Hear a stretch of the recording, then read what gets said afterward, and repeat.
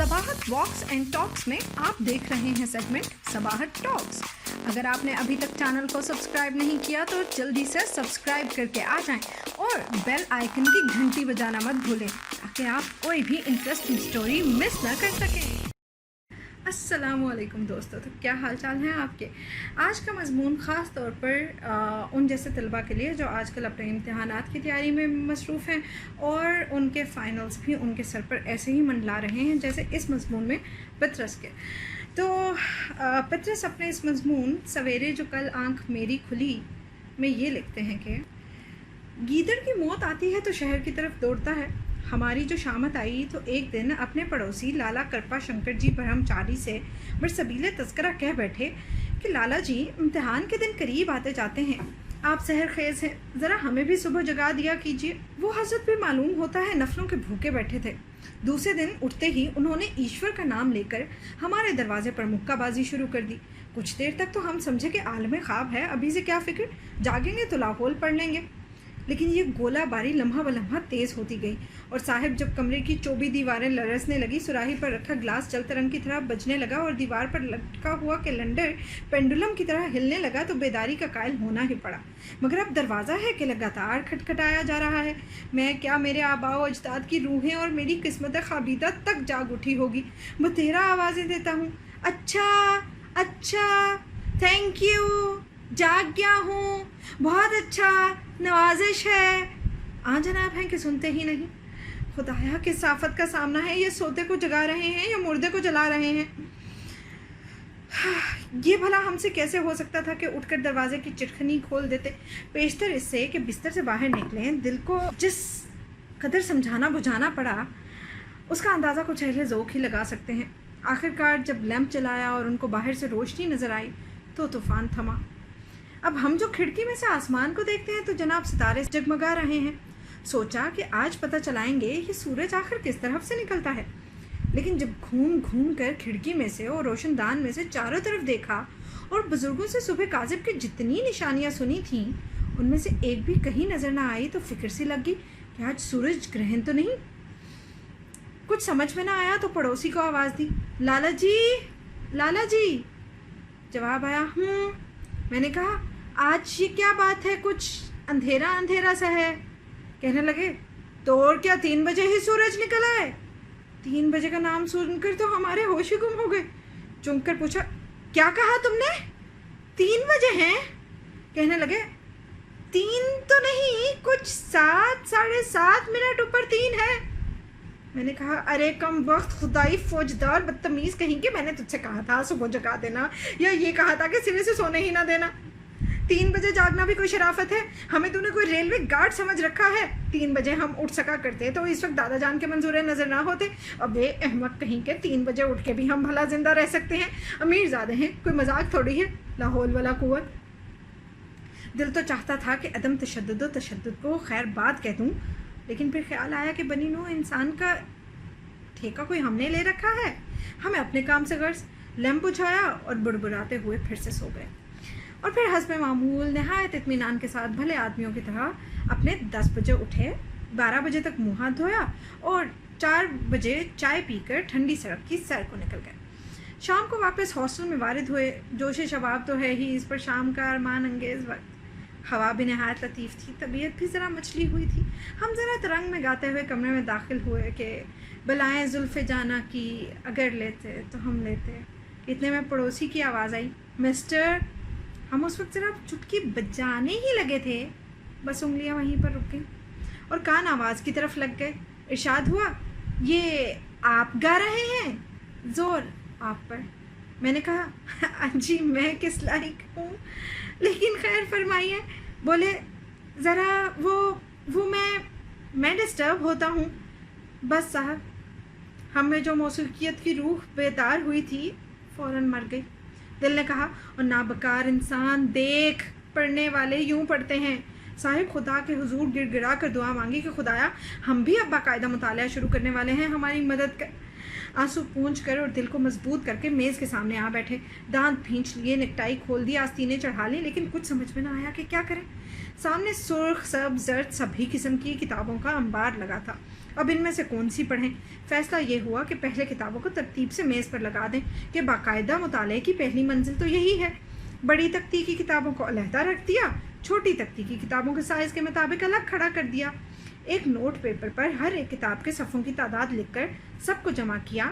फिर 15 अप्रैल तक के दिन गिने, सफ़ों की तादाद को दिनों की तादाद पर तकसीम किया, 550 जवाब आया। लेकिन इस तरह आपकी क्या मजाल जो चेहरे पर जाहिर होने पाए।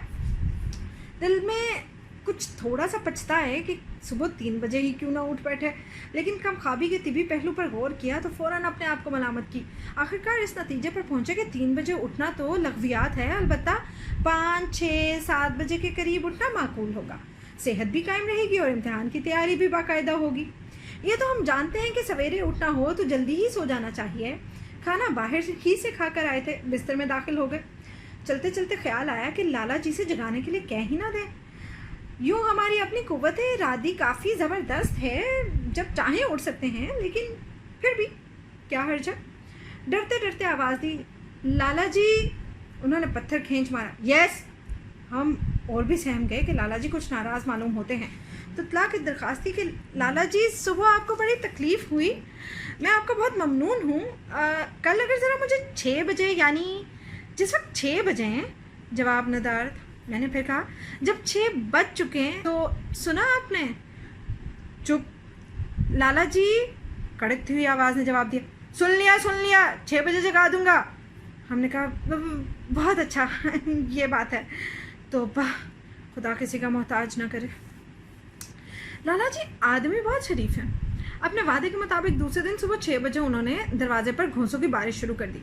उनका जगाना तो महज एक सहारा था, हम खुद ही इंतज़ार में थे कि ये ख्वाब ख़त्म हो ले तो बस जागते हैं। वो ना जगाते तो मैं खुद 1-2 मिनट के बाद आंखें खोल देता। बाहर सूरत जैसे कि मेरा फ़र्ज़ था। मैंने उनका शुक्रिया अदा किया। उन्होंने इस शक्ल में कबूल किया कि गोलाबारी बंद कर दी। उसके बाद के वाक़यात ज़रा बहस तलब से हैं और इनके मुतालिक रवायात में किसी कदर इख्तलाफ है। बहरहाल इस बात का तो मुझे यकीन है और मैं कसम भी खा सकता हूँ कि आंखें मैंने खोल दी थी। फिर ये भी याद है कि एक नेक और सच्चे मुसलमान की तरह कलमा शहादत भी पढ़ा। फिर ये भी याद है कि उठने से पेशतर दिबाचे के तौर पे एक आध करवट भी ली।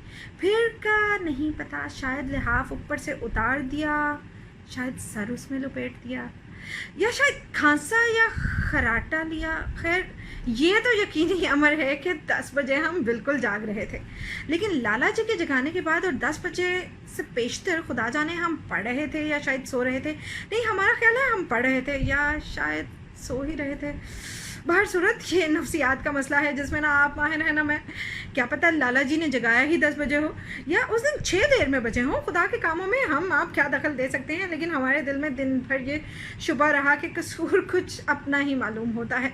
जनाब शराफत मुलाहिजा हो कि महज इस शुबे की बुना पर सुबह से शाम तक ज़मीर की मलामत सुनता रहा और अपने आप को कोसता रहा, मगर लाला जी से हंस हंस कर बातें की, उनका शुक्रिया अदा किया और इस ख्याल से कि उनकी दिल शिकनी ना हो हद दर्जे की तमानियत ज़ाहिर की कि आपकी नवाजिश से मैंने सुबह का सुहाना और रूह अफ़ज़ा वक्त बहुत अच्छी तरह सर्व किया, वरना और दिनों की तरह आज भी 10 बजे उठता।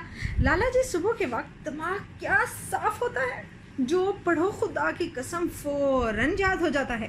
भाई खुदा ने सुबह भी क्या अजब चीज़ पैदा की है, यानी अगर सुबह के बजाय सुबह सुबह शाम हुआ करती तो दिन क्या खूब तरह कटा करता। लाला जी ने हमारी इस जादू बयानी की दाद यूँ दी कि पूछने लगे, तो मैं आपको 6 बजे जगा दिया करूँ ना? मैंने कहा हाँ, वाह, ये भी कोई पूछने की बात है। बेशक। शाम के वक्त आने वाली सुबह के मुताले के लिए 2 किताबें छांट कर मेज़ पर अलहदा जोड़ दी, कुर्सी को चारपाई के करीब सरका लिया और कोट और गलूबंद को कुर्सी की पुश्त पर आवेज़ा करा लिया। कंटोप और दस्ताने पास ही रख लिए, दिया सलाई को तकिए के नीचे टटोला, 3 दफ़ा आयतुल कुर्सी पड़ी और दिल में नहायत ही नेक मंसूबे बांध कर सो गया। सुबह लाला जी की पहली दस्तक के साथ ही झट आँख खुल गई। नहायत खंदा पेशानी के साथ लिहाफ की एक खिड़की में से उनको गुड मॉर्निंग किया और नहायत बेदाराना लहजे में खांसा। लाला जी मुतमईन होकर वापस चले गए। हमने अपनी हिम्मत और उलूल अज़मी को बहुत सराहा कि आज हम फ़ौरन ही जाग उठे। दिल से कहा, दिल भैया सुबह उठना तो महज ज़रा सी बात है, हम यूं ही इससे डरा करते थे। दिल ने कहा, और क्या, तुम्हारे तो यूं ही आसान ख़ता हो जाया करते हैं। हमने कहा, سچ کہتے ہو یار، یعنی اگر ہم سستی اور کسالت کو خود اپنے قریب نہ آنے دیں تو ان کی کیا مجال ہے کہ ہماری باقاعدگی میں خلل انداز ہو؟ اس وقت لاہور شہر میں ہزاروں ایسے کاہل لوگ ہوں گے جو دنیا و مافیا سے بے خبر نیند کے مزے اڑاتے ہوں گے، اور ایک ہم ہیں کہ ادائے فرض کی خاطر نہایت شگفتہ طبعی اور غنچہ دہنی سے جاگ رہے ہیں۔ بھائی کیا برخوردار سعادت آثار واقع ہوئے ہیں۔ ناک کو سردی سی محسوس ہونے لگی تو اسے ذرا سا لحاف کی اوٹ میں کر لیا اور پھر سوچنے لگے خوب، تو ہم آج کیا وقت پر جاگے ہیں، بس ذرا اس کی عادت ہو جائے تو باقاعدہ قرآن مجید کی تلاوت اور فجر کی نماز بھی شروع کر دیں گے۔ آخر مذہب سب سے مقدم ہے، ہم بھی کیا روز بروز الحاد کی طرف مائل ہوئے جاتے ہیں، نہ خدا کا ڈر نہ رسول کا خوف، سمجھتے ہیں کہ بس اپنی محنت سے امتحان پاس کر لیں گے۔ اکبر بیچارہ یہی کہتا کہتا مر گیا، لیکن ہمارے کان پر جوں تک نہ رینگی۔ لحاف کانوں پر سرکایا تو گویا آج ہم اور لوگوں سے پہلے جاگے ہیں، بہت ہی پہلے، یعنی کالج شروع ہونے سے بھی 4 گھنٹے پہلے۔ کیا بات ہے، خداوندان کالج بھی کس قدر سست ہے۔ ایک مستعد انسان کو 6 بجے تک قطعی جاگ اٹھنا چاہیے۔ سمجھ میں نہیں آتا کہ کالج 7 بجے کیوں نہ شروع ہوا۔ لحاف سر پر۔ بات یہ ہے کہ تہذیب جدید ہماری تمام اعلیٰ قوتوں کی بےخکنی کر رہی ہے، عیش پسندی روز بروز بڑھتی جاتی ہے۔ آنکھیں بند۔ تو اب 6 بجے ہیں تو گویا 3 گھنٹے تو متواتر مطالعہ کیا جا سکتا ہے۔ سوال صرف یہ ہے کہ پہلے کون سی کتابیں پڑھیں، شیکسپیئر یا ورڈزورتھ؟ میں جانوں شیکسپیئر بہتر ہوگا۔ اس کی عظیم الشان تصانیف میں خدا کی عظمت کے آثار دکھائی دیتے ہیں، اور صبح کے وقت اللہ میاں کی یاد سے بہتر کیا چیز ہو سکتی ہے؟ پھر خیال آیا کہ دن کو جذبات کے محشرستان سے شروع کرنا ٹھیک فلسفہ نہیں، ورڈزورتھ پڑھیں، اس کے اوراق میں فطرت کو سکون و اطمینان میسر ہوگا، اور دل اور دماغ نیچر کی خاموش دلاویزیوں سے ہلکے ہلکے لطف اندوز ہوں گے۔ لیکن ٹھیک ہی رہے گا شیکسپیئر، نہیں ورڈزورتھ۔ لیڈی میکبیتھ، دیوانگی، سبزہ زار، سید ہوس، کشمیر، میں آفت کا پرکالا ہوں۔ یہ مہمہ بعد الطبیعیات ہی سے تعلق رکھتا ہے کہ پھر جب ہم نے لحاف سر سے باہر نکالا اور ورڈزورتھ پڑھنے کا ارادہ کیا تو وہی 10 بج رہے تھے۔ اس میں نامعلوم کیا بھید ہے۔ کالج ہال میں لالا جی ملے۔ مسٹر، صبح میں نے آپ کو پھر آواز دی تھی، آپ نے جواب نہ دیا۔ میں نے زور کا کہکہا لگا کر کہا، اوہو لالا جی یاد نہیں، میں نے آپ کو گڈ مارننگ کہا تھا، میں تو پہلے ہی سے جاگ رہا تھا۔ بولے وہ تو ٹھیک ہے، لیکن بعد میں اس کے بعد کوئی 7 بجے کے قریب میں نے آپ سے تاریخ پوچھی تھی، آپ بولے ہی نہیں۔ ہم نے نہایت تعجب کی نظروں سے ان کو دیکھا، گویا وہ پاگل ہو گئے ہوں، اور پھر ذرا متین چہرہ بنا کر ماتھے پر تیوریاں چڑھائے غور و فکر میں مصروف ہو گئے۔